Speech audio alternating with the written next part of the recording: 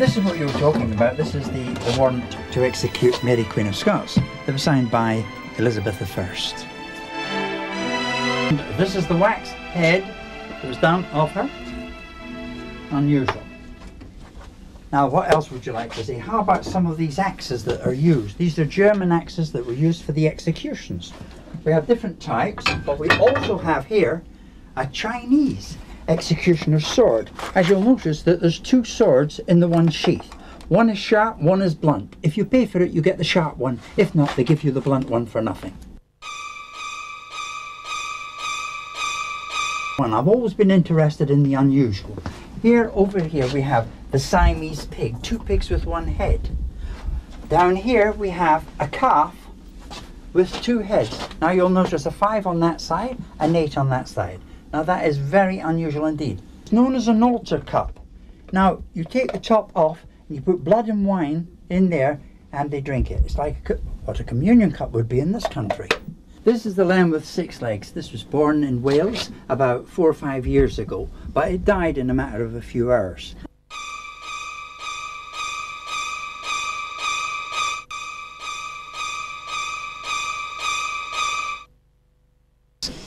A Chinese crossbow that was invented in the 12th century. It's automatic. You put the bolts in there and then you just fire it 1, 2, 3 as fast as that. These were used in the Jap-Sino War in 1846 and again were used in the Boxer Rebellion between 1890 and 1900s.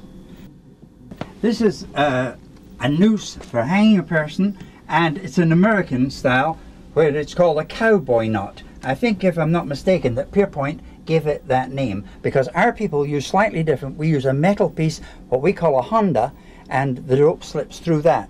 Very careful. Can you pass me the key, please? Thank you. Key goes into there. Again.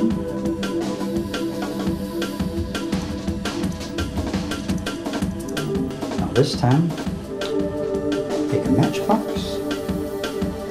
press the key, this, now we don't need you. We need you. So, there we are. There's your matchbox. Matches through here. Take over to here this time.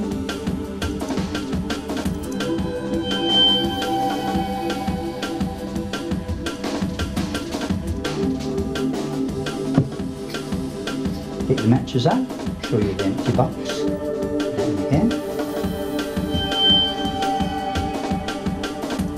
So it comes out.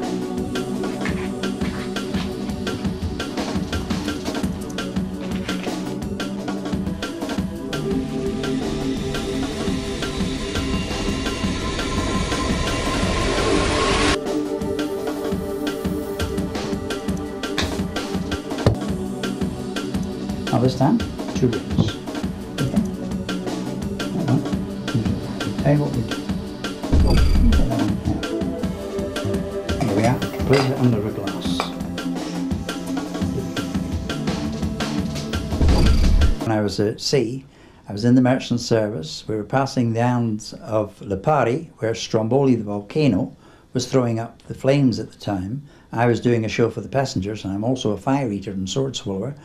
And one of the lads did a cartoon of me on the board, and it says, Stromboli, he eats and breathes fire.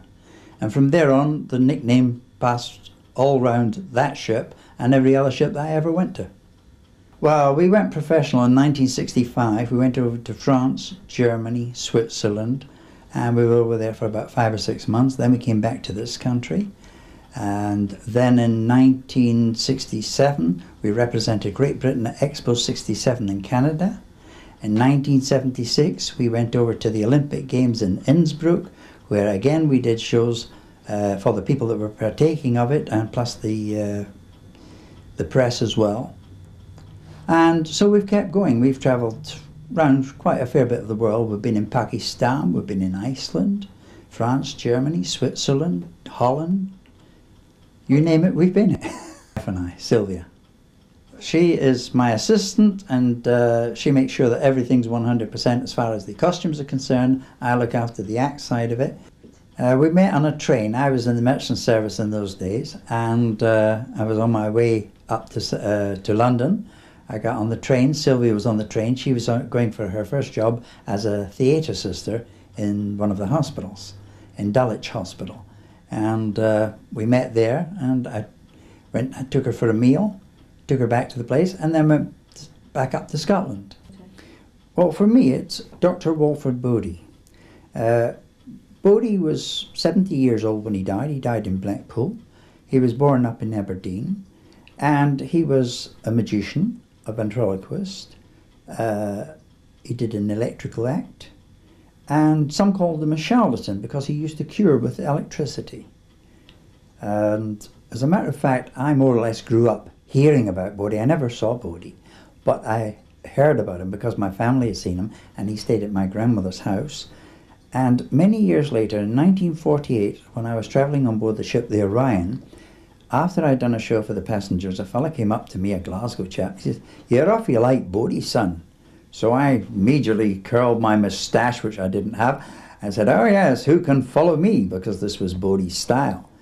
A friend of mine, he died, and somebody came to the Magic Society up in Blackpool, and they said to me, "We've got a little present for you." And they gave me the present, and the present was the wand. And as soon as I got the wand, I felt it, and as soon as I felt it, I said, "This was Bodie's wand." I said, "No, no." He said, "Not Bodie's." I said, "Yes." I said, "This has been Bodie's wand." I said, and they couldn't believe it. So I took it down to a friend of mine, and her husband, Jack Gillespie, was an old showman, and he'd worked with Bodie many times in Blackpool. And I took it out, and she says, "Oh, you've got Bodie's wand." I said, "How do you know?" She says, "That was Jack's, and he gave it to the other fella." And she said, "I always told him that I thought you should have it." He said, "If Bodie wants Danny to have the wand, then Danny will get it." And when my friend died, Danny got the wand.